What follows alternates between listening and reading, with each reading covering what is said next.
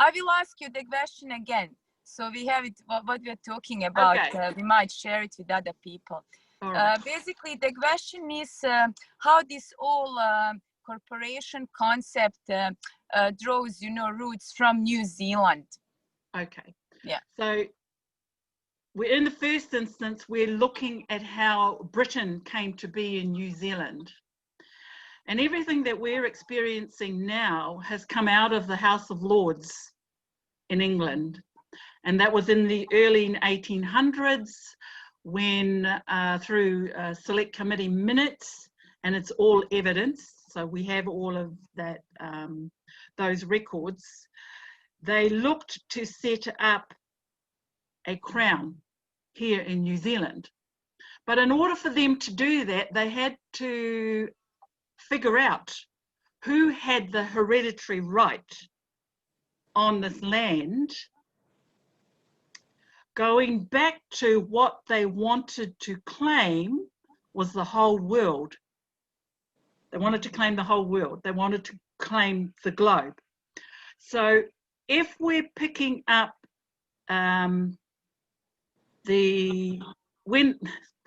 when they came to New Zealand, they were looking for a bloodline that would trace back to ancient times. Mm-hmm. Okay? So by identifying that bloodline would mean that they would be able to capture the whole world. Okay, so this is high level thinking as far as looking to. Are we talking about the oldest bloodline recorded in New Zealand? No, so, no, because we're talking tribes here. We're talking Israel. We're talking the 13 tribes of Israel. They were looking for those bloodlines because in order to capture that bloodline or the hierarchy of that bloodline in a person, they captured the whole world. Got it. And where do they draw that from? That if they, capture that bloodline? Well, they spent time here in New Zealand back in the early 1800s interviewing the chiefs of the various, we call them hapu here, so tribal clans, families. And, all our chiefs have bloodlines, but they identified one particular bloodline that was earlier than all the rest, as they perceived. Okay, so around came 1834, and Māori were having they had entered into trade with England, and they couldn't trade because their ships were confiscated. So they were given a flag by the English. They were given a flag in 1834, a trading flag. Okay. 1835 came around and they introduced the Declaration of Independence of New Zealand. It was 4 articles and it was signed by most of the northern chiefs and some of the southern chiefs eventually over a period of 4 or 5 years. So can I just stop you there and just have some questions like regarding this trading and the ship confiscating? We are talking about this community living on New Zealand, the tribes. They were not able to trade. Who was preventing them? Well, they were able to trade, except an incident happened. It's written, I haven't got that in my mind. An incident happened where their ships were confiscated. Now they were trading kauri timber, and this timber was strong enough to make masts on ships and that type of thing, and flax, so they were trading. So their ships were confiscated and they entered a treaty with the English by receiving a flag from King William. So who confiscated the ships? I think it was taken by the English, or was it the French? I don't know that part of the story, but that is so they could have been worked together as Yep. well. Yep. Just it's this concept like problem, reaction, solution. I will create a problem. You have a Yep. reaction. You cannot trade. All right. Ah, there you go. Yes. I Yes. give Yes. you my flag. Now Yes. you can trade. Okay, Yes. that's Yes. what we Yes. got. Yeah, Yes. yeah, Yeah. yeah. And that's it. It's like, I give you my flag. It's not your flag. It's my flag. I'll give you my flag, and you can fly my flag. So therefore, you come under me. You know, that kind of thing. I'm so angry right now. I'm gonna go and walk about it. That's what I learned here in Australia. You can walk about things. I you know. walk about, I yes. love. I mean, I know that, but then somebody like put it in a concept, like walk about. Sure. Okay, got Sure. it. So Sure. now we have the Declaration of Independence of New Zealand that all Yes. the chiefs signed. How do they got them to sign? So they were Yes. like, why do they need that declaration? They were already independent. Correct. Correct. We were already Yeah. sovereign. The chiefs were Yeah. already sovereign. So what's that? You know. So we were already sovereign. We didn't need a chief. We didn't need an English king Yeah. to tell us we were already Yeah, sovereign. but the scam, yeah. Exactly. So Why did the chiefs sign? Why did the chiefs sign? They must have known, you know, it's our land. They came, you know, to us. The chiefs signed, and maybe the spin around that time from the English was the French were coming over to stake their claim on the lands here. So that was one thing that got the English moving. We don't want the French coming in here. Let's stake our claim with the people of the land first before they get here. The other reason was because of immigration, because people were coming from England and wherever, there wasn't any law that was, there was law, it was lawless, put it this way. It was lawless. So they decided between them, and the chiefs were saying, okay, we are happy. You can come in. We can share. We can trust and share. That was a treaty. Let's call it a treaty between the newcomers and the original people of the land, where the newcomers basically, let's say the chiefs of New Zealand were very generous. Yes, yes. And let's call it the first constitution. Yeah, so Declaration of the Independence of New Zealand is the new constitution under this scam that they planned. Correct. Yeah. Correct. Now we start getting to a little bit of a bait and switch.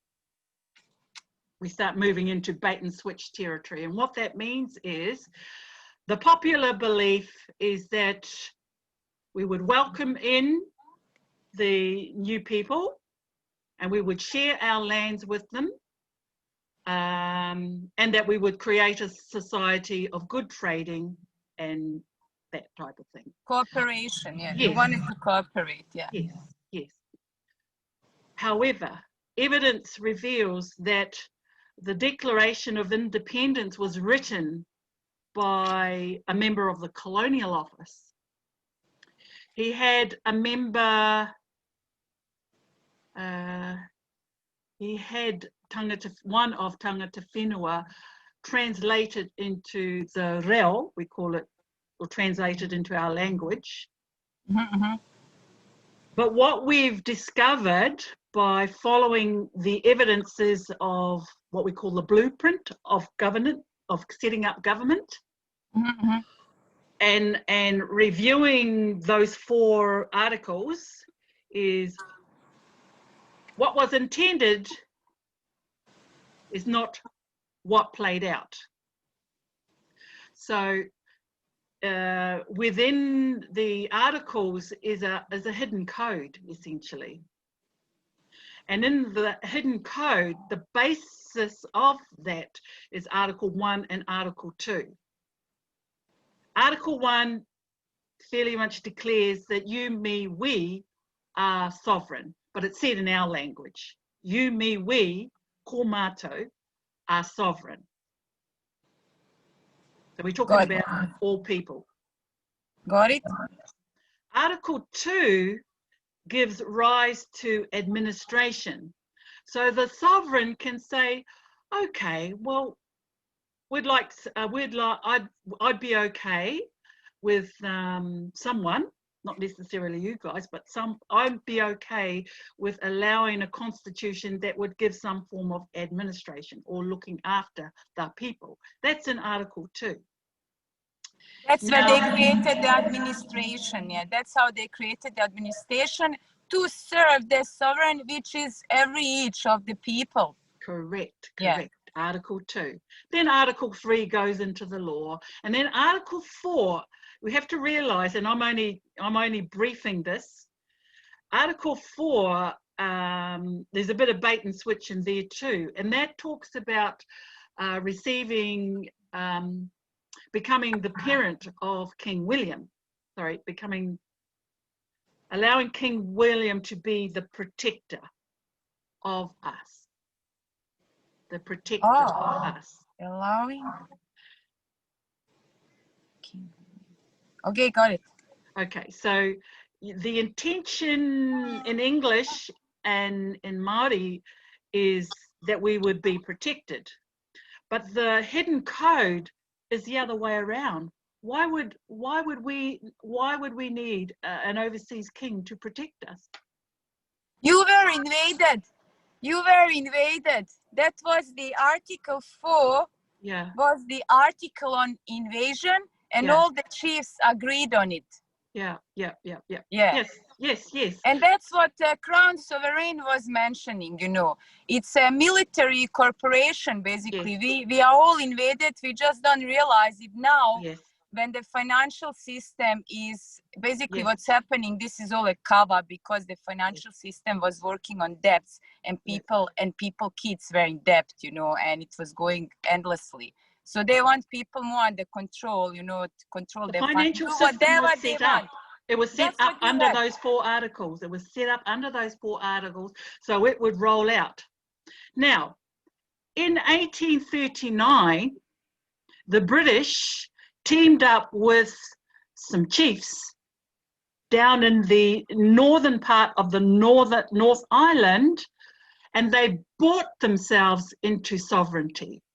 So they says, look, how would I become a chief in your tribe? If I paid you £100, would that make me a rangatira? Oh yes. So they bought sovereignty. They bought sovereignty, and then they realised that they didn't have the sign-off by the Queen at the time. Queen Victoria, I think, was in reign at that time, and they couldn't push out their council and their form of governance without that sign-off. Why wouldn't she sign that off? Because she's not sovereign on these lands. She's not sovereign on these lands. Exactly. So what they had to do then was they had to create the Treaty of Waitangi, 1840, which brought the Queen of England in, which brought the straw man in. Writing all down. Which brought Article 2 of that 1835 declaration in to the lands. Article, did you say 32? Article 2, so the Queen of England on signing the 1840 treaty here in New Zealand, she's Article 2, she's the administrator. Got it. So we are going back to the declaration. Yes. And to the right to administrate the sovereigns. Yes. And can you again repeat by which act did they brought the Queen in? By which what? Act. Right.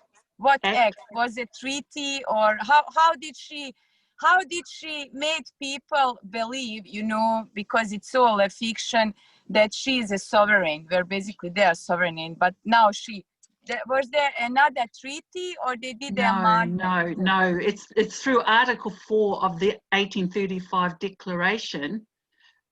The allowing word the protection, okay. English protection, okay? Got it. But it wasn't English protection. It was protection of the newcomers by the sovereigns of the land. We were giving the protection, it wasn't the other way around. So then we come into 1840 and we pick up on Article 4 of the 1835. And the Queen is saying, well, I'm here to protect you now. So the Queen is usurping the rights of, and we agree to it, the rights of the sovereign. So it's at that point where we become trust estate. We become the children. We don't have a sovereign. We're not sovereign anymore. We're now administrated. Can you see that? Yes, I can see the administration, but I cannot see. She just like became the sovereign, you know, by stating it. Like she Yes. said, okay. Yeah. Well, we gave her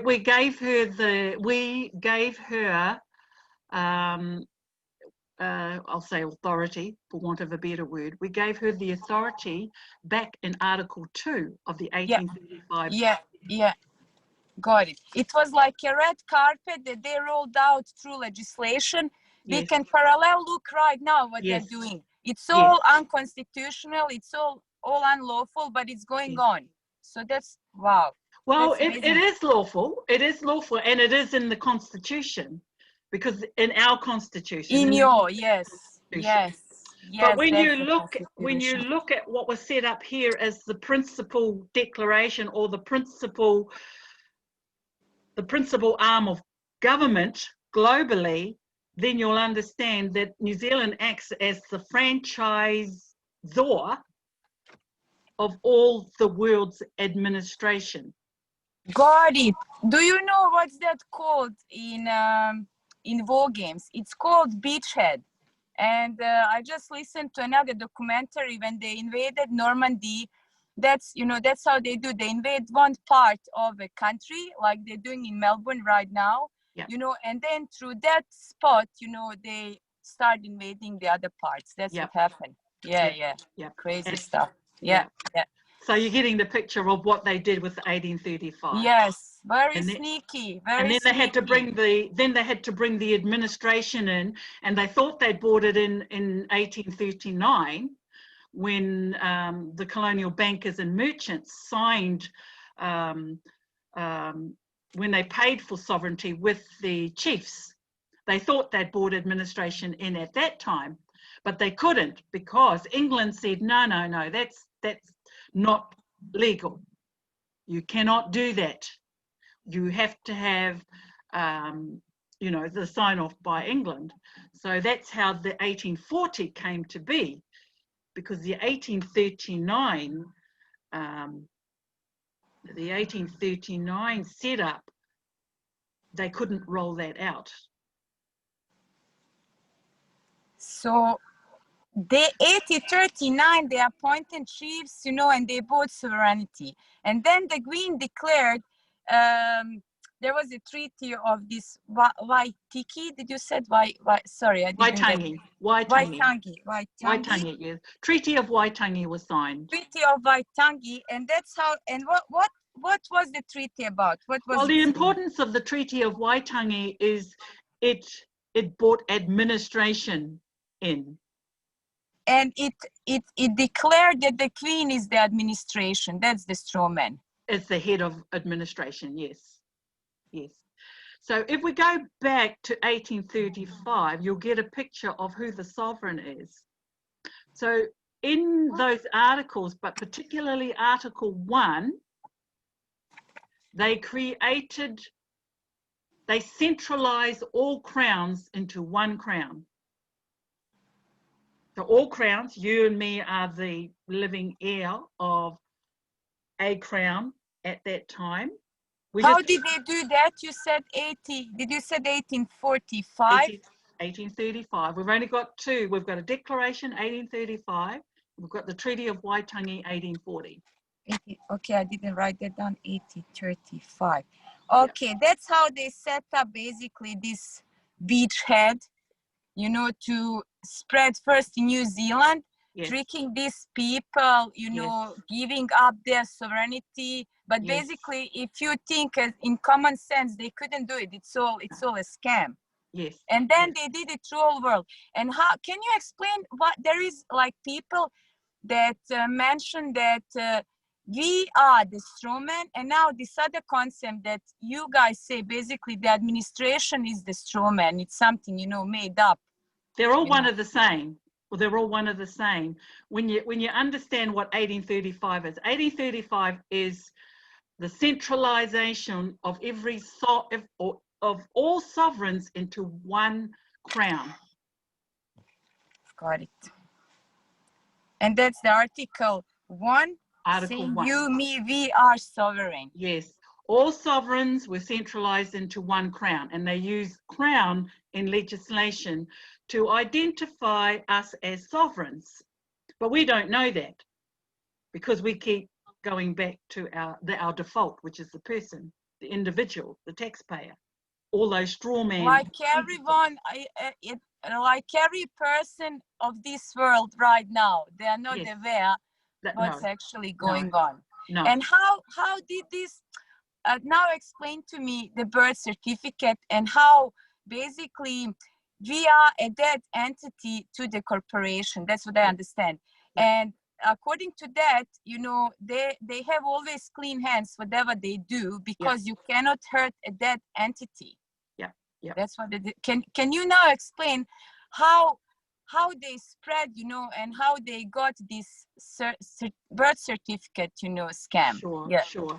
So it is all the origin is the 1835 and the 1840. Okay, so now we've got the right to set up administration, governance, parliament eventually, and we've got the right to do that sort of in our districts, and eventually we've got the right to do that in our territories, and then eventually we've got the right to do the same thing in our colonies. So can you see how it grew from here to here to here? Yeah. Okay, it's the coronation. It's the coronation of the strawman. Yes, it is. Yes, that's exactly how that is.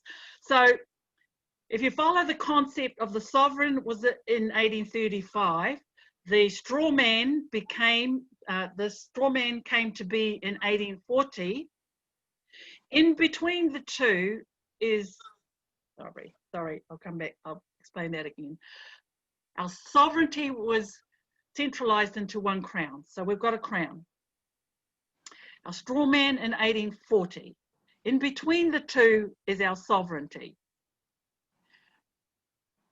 We cannot, based on the Constitution today, the only way that we can exercise our sovereignty is to declare or proclaim that we are our crown first and right. First and right. Only the crown, because it's legislated, can initiate their sovereignty. And their sovereignty can then act through their person, the birth certificate, the straw man. Yeah. What I understood basically, you as a dead entity, you don't have a head, you know, and you need to say, look, I'm in control of this, how would you call it, like this entity through which you talk to the, you know, administration. But then if you say, you are my administration, you are here to serve me, when you say, I act here as a crown, they totally change their behavior. Correct. Because this legislation applies to them, you know, and you turn the whole picture around when you say, hello, I'm the crown here. Yes. I figured it out.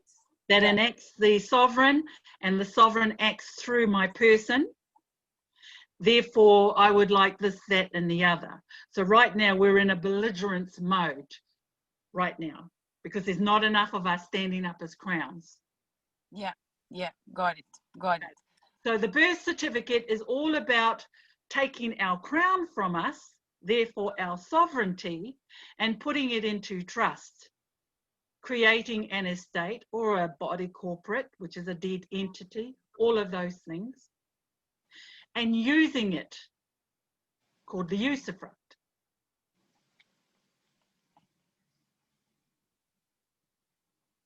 Got it. So we are basically stock to them, you know, if you look at it. Yeah. Like we are trading stock, we are Yeah. not alive, we have Yeah. like less rights than animals. Animals are more protected because we are dead. Yes, yes, yes. Oh gosh. Yeah, so that's a short story. So you can now get an idea of the basics of what the crown sovereign person is, but they all are one of the same in you and I. Of course, just we are now aware of it, and we need to make people aware. Further ahead, can you connect me, because we talked before, they say all the roads lead to Rome, and it's like a central bank of this corporation, right? Am I right there? Yeah, it's all part of administration. So Yeah. we're talking about a crown corporation here. So when we look at ourselves as the living crown, the spirit and the essence of, you know, God Almighty or the great creator, or whatever you choose to name that spirit of yourself. But because it's in legislation, we've all believed that it's somebody else. We've all believed the crown was Queen Elizabeth, correct? Yeah. But now that we know the crown is ourselves, Queen Elizabeth was plonked there as the straw man, but she is associated with Rome or straw man, because they are, the way to explain is they are in the man realm. The crown is in the higher realm. There is no, and there should not be any connection or anyone in between me and my God, or you and your God. Of course, totally agree. And you know, it's not just this concept, you know, like all the religious, spiritual theories point to that. And people don't realize, they always turn to some church, you know, Yes. spend money there, now misled, never realize their full capacity. And that's what they used basically against us. And the queen basically was the coronation of ignorance. Yes. You know, not really studying the scriptures and seeing what was laid out and for what it was laid out. You know, it's, but the problem is what I'm worried about, if we go that way, problem is that the evil, that the devil, you know, he doesn't recognize God, you know, he condemn God, and basically that's why they kill people, and you know, because you're already dead, they don't care, you know. That's and I like really the sentence the crown sovereign mentioned. He said, just look at the devil. If you know, read it from the other direction, is lived.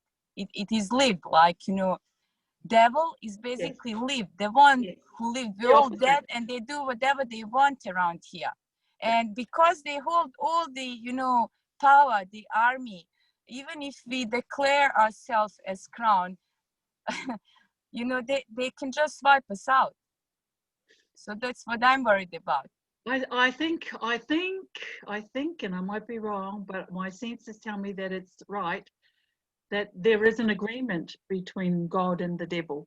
There is an agreement that when God's people rise, there is a place where the devil kind of says, okay, you win, type thing.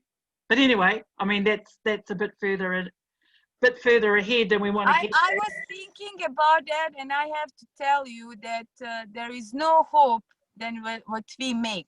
Basically, this being, you know, awake to these concepts just makes you awake to the deceit and to the plan what they have and had with humanity, you know, and you act upon it. You know, it depends how they attack. Right now, they are attacking through legislation, through all this, you know, matrix setup. And I think this would be a way to go, and everybody needs to do their research. You know, I'm not advising anybody anything.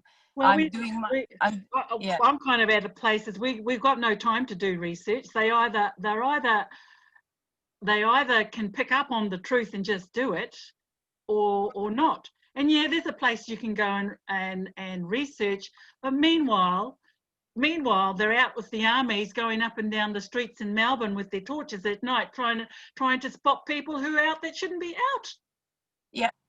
So, We are pushed to the wall right now. I know that. Yeah.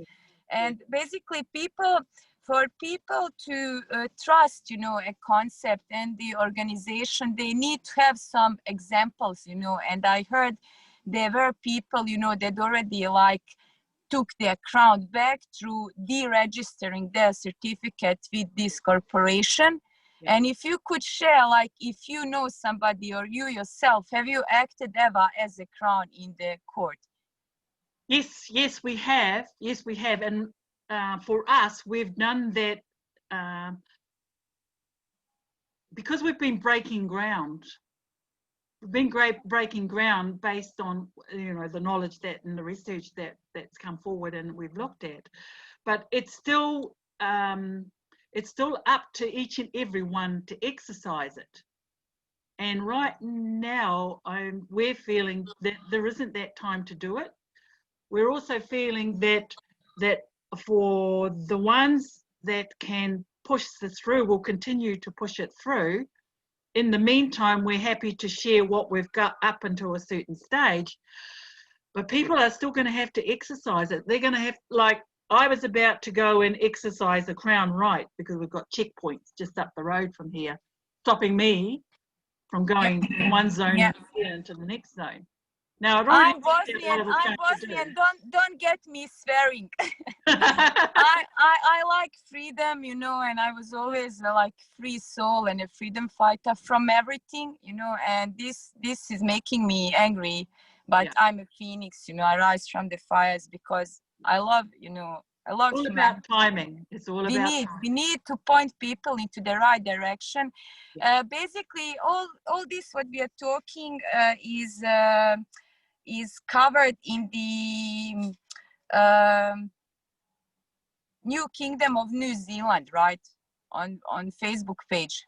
I've got a website and I put that together in a few days just to get the bulk of the information out there. It's called the, is it the or just United Kingdom? Hang on a second, I'll just go and find it. It is United Kingdom of New Zealand.co.uk. Got it. Yeah, I got that website actually. Okay. And if you could just make it clear to me, what is actually to be done to get your crown back, you know, to declare yourself, I'm not dead, I'm alive. Okay. No. We've just been talking about that this morning, and one of the things that I believe we must do is we must proclaim it. Yeah. That's one thing we must do. The other thing we must do. Where do you, sorry, I just need, you know, one by one so I can put, where do you proclaim it? So where do you point yourself to proclaim it? Sure, I'm just setting that up now, and I was talking to Crown Sovereign Nelson, painter, body corporate. I was just talking to him about that, saying that I've got this play on the website. You can see I've created a registration, and that's essentially where it's a formal registration of not so much proclaiming your crown, but bringing your records out of Babylon or out of administration. Got it. So let's stop there. You are basically a community in New Zealand that proclaimed, you know, their names back, took their sovereignty back. They're getting people together, and you have a website basically where you can register with that community. And when you register, does that mean that you proclaim yourself as alive, as your crown? Is that it? We become the crown when we invoke it. I mean, right from the moment we say I am crown, we've evoked it. We are the crown. Got it. Why do we need to register a birth certificate anywhere then? The registry was all about bringing people into the collective and protection of the United Kingdom of New Zealand, which was set up and constituted for us in 1835. Now we can proclaim our crown, but where are we going to sit? What are we just going to go willy-nilly out there and not have any cohesive community as far as the crown community is concerned? What we're doing is we're going back to 1835, Article 1. We're saying we are the crown in Article 1 of the 1835 Declaration. That's our international starting point, essentially. Yeah, it's like the new registry. And what I understand, that you proclaim yourself as a crown when you realize you are one, you know, reading all these articles and the whole scam, what's going on, essentially many people will realize. Yes. But basically you can, but you don't have to register your birth certificate. You Correct. are as crown. Just does Correct. how does common law Magna Carta Article 61 relate to this, or is not related? Well, Lawful descent, we've always said that they're functions of the crown. They're functions of the crown. So just as the criminal and civil jurisdiction is one function of the crown, so is common law a function of the crown, and so is Court of Equity a function of the crown. Basically, the crown can act as their own agent in different matters. Correct, yes. And by stating as a crown, what I realized watching few videos and listening to, you said Nelson, yes. Crown Sovereign, yeah? Yes. He said basically, you can dismiss any matter that you want if you don't want to contract in that matter. Because yes. It's your will, it's a contract. You don't want to enter, you said, I dismiss it. Great. Because even if you're in front of the court, in front of the judge, first thing you ask them is like where you draw your jurisdiction from. Yeah. You know, where do you draw it from? Because I stand here as a crown sovereign. We are contracting parties. Yes. And I dismiss it. Goodbye, have a nice day. Yes. They can arrest you to, you know, to like to anger you, to bring you into fear, you know, so you doubt yourself, but into contract, to bring you back into administration. Yes, and you just keep saying I'm the crown. What you're doing is, we can say, unconstitutional, because according to the Declaration of Independence of New Zealand 1835, well, it is constitutional because it is in the Constitution. Those 4 articles, 1, 2, and 3, and 4 of the Declaration 1835 is in the Constitution Act of New Zealand 1986, and it is in the Constitution Act of Australia, same date, 1986. So it is constitutional. So what they've done is they've bought the articles of a declaration and they've just put it into legislation. So we can enact legislation as the Crown and says Article 2 is me. I am Article 2 in that Constitution. But in terms of creating the collective to dissolve Parliament, that's what's required. That, you know, that's the go-to. That's why we're doing this. Now we can be Crown individually and sort our stuff out individually, but it's not serving the problem. The problem is the Crown Corporation. Got it. And the tentacles of the Crown Corporation goes out into 97 countries that I've counted. How do you find basically all these countries contracted with this corporation, and they were totally not transparent, or they were? Well, they're not transparent, but they have disclosed. They do disclose who they are. But unless you know that you are the Crown, you don't know how to expose that disclosure. You don't know how to see that disclosure. Yes, yes. So how can you explain how did they disclose it? Did they disclose it with the Declaration of Independence of New Zealand by saying, Article 1, we are the sovereigns, and then the Article 2, right to administrate, and basically you are the crown and you have the right to administrate, but they never told you you are the crown. They said, this is the crown, we have to bow down the crown, and the crown was basically this administration that you were supposed to run because you are the crown, but they brought, this scam. That's right. Well, the crown's disappeared. The crown's dead. The crown's dead. So because the crown's dead, I will administer for the crown. How did they declare the crown dead? The crown became, put it this way, let's see how we do this.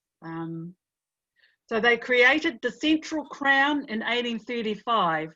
When they died. So therefore the crown died, yeah?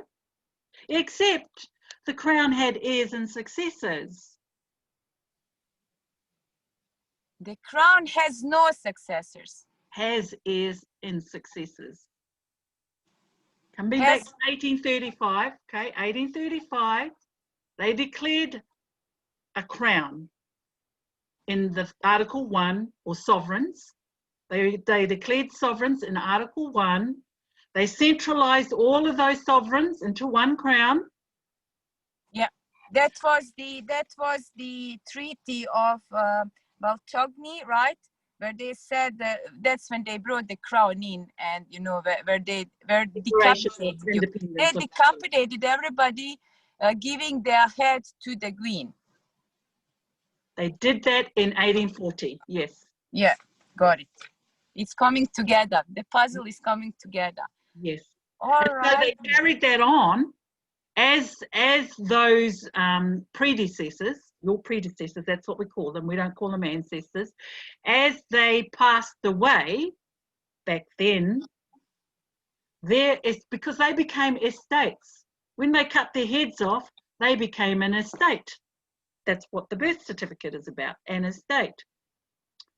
Now, subsequent successors, heirs and successors, also not knowing that they are the crown and still dead entities and still not evoking their crown to activate their sovereignty, have had how many generations later? I think we're in the 7th generation since that signing. Mm-hmm, mm-hmm. So we are an heir and a successor to that original estate back in 1835. Somewhere you had an original estate in 1835 based on your paternal ancestor. That's how our estates are set up today. The original estate was formed in 1835. Whoever you come from on the paternal side, because that's how they set up the estate, it was down the father's line. Mm-hmm, mm-hmm. The father's line. So your estate today, which is one unit in the Global Asset Trust, and that's all legislated, of which the debt system is collateralized on, is what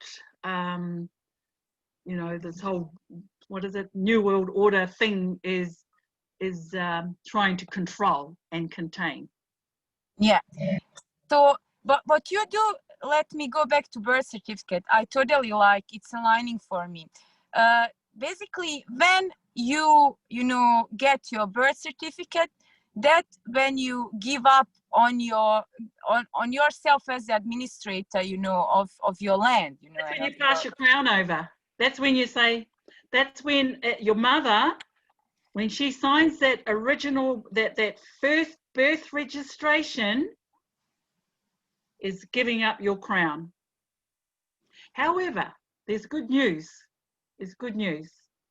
Prior to your mother or father giving up your crown, there what we've found is that there is another record, a record that a child was born, a child with no name, usually recorded by the hospital, the doctor or the midwife, usually within 24, if not 48 hours after a birth. Yeah, I have that from hospital, you know, like there is a name, there is a, you know, time of birth. You don't have your name on it though, eh? You shouldn't have your name, it doesn't have your name on it. Your name comes in the registration. That's the next document. Okay, so they just declare like the crown is born, and then they sell your crown to this corporation, you know, through the birth. You sell it basically. Well, your mother unknowingly, or your parents unknowingly. They are acting, they are you as well, you know, they're acting on behalf on you because you're the child. Yeah. So that was the last administration, you know, of you as a crown from your mother and father. That's when that's when they handed you over. Great. That's when they took your crown. So who was the first one to came up with this scam? Do you know? Like, who was the first to come up with the scam? I think the British.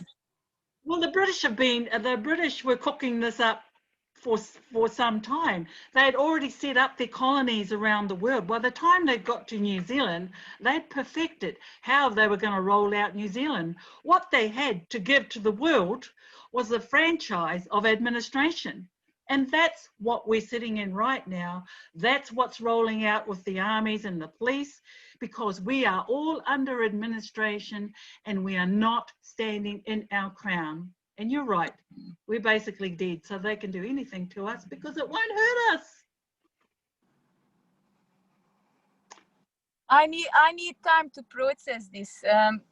I'm just gonna ask you, would you mind if I share this on the Commonwealth Court Facebook website of Australia? Because people really want to know about this. And I think it was a really good and informative conversation for everybody there, because everybody, even people that have lots of back knowledge, you know, are very like confused about Magna Carta, lawful descent, about common law. There is another, you know, person I'm talking to, an Australian from Aboriginal descent, and he claims that we should totally like ignore, you know, all this what they set up, because by doing anything against it, it's like acknowledging them, and we should just, you know, stand in our sovereignty, everybody, but we need numbers as well, and make treaties with the people of the land, or original people, because it was actually never made. There is no line of authority or jurisdiction in Australia, because it doesn't have that foundation, you know. So that's another, and I really like to bring you all together to a Zoom conversation, you know, just to like fuse this all together and to maybe find the best solution. And that's when we, you know, can get more people in, when we have a very clear concept. What are we doing according to what is the legislation, you know, and the declaration we are pointing to when we're talking about that something. So if you would agree, I can organize that.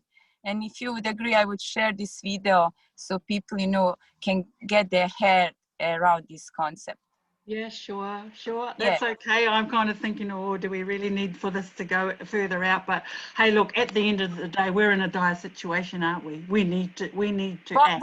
What we are doing, don't be afraid, you know, because what I'm basically as well doing, I'm learning a lot. For me, even the common law concept is very strange, because I was studying Roman law, you know, and even talking to people here, lawyers, they say, you know, you can challenge everything in common law, but then when I ask them, like, where does the common law come from?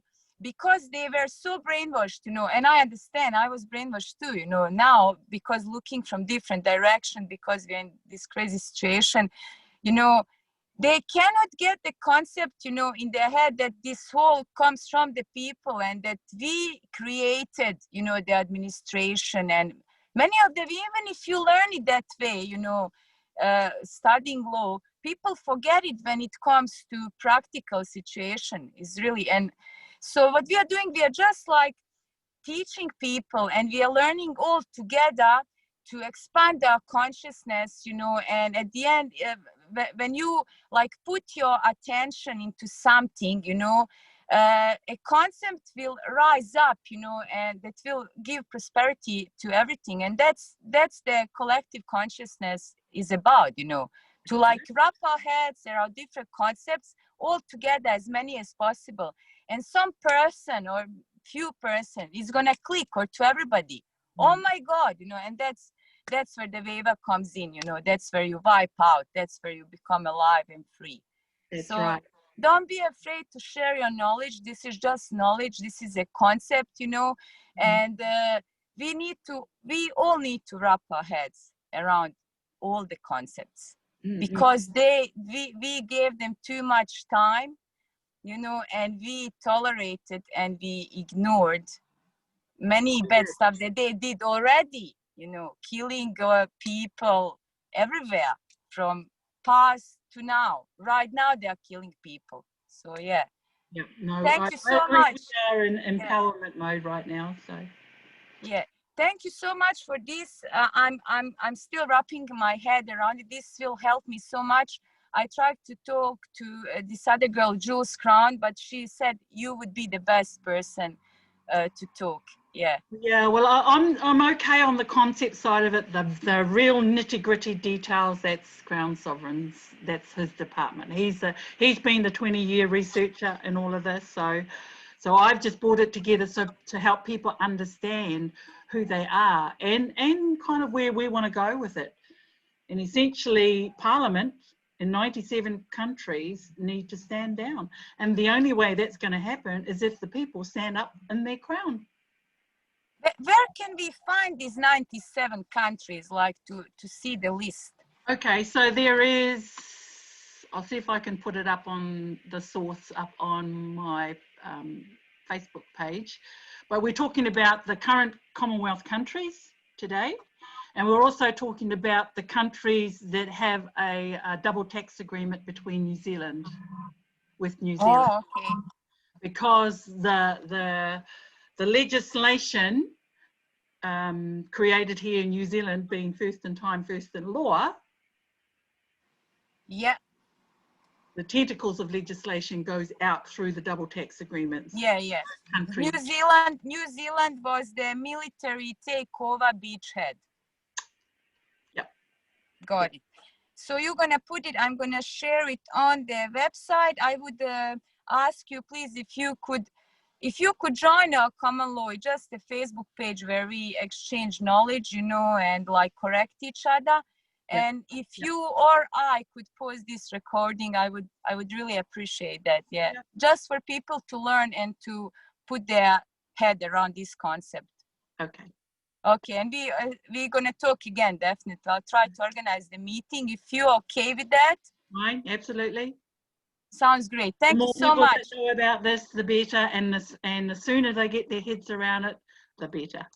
Yeah, we are collecting information and people, and we're gonna make a class action. Sounds good. That's it. Thank you so much. Have a good day. You're welcome. Bye then. Have a good day. Bye now. Bye-bye.